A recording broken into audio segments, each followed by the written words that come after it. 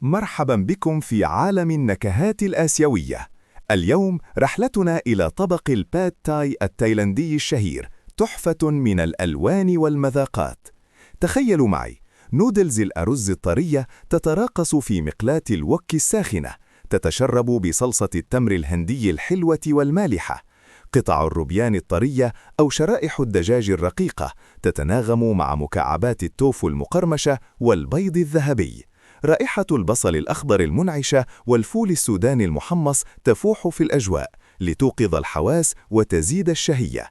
مع كل قدمة انفجار من النكهات المتوازنة، مزيج مثالي من الحلاوة والملوحة والحموضة، وقليل من الحرارة الخفيفة التي تدغدغ الحنك.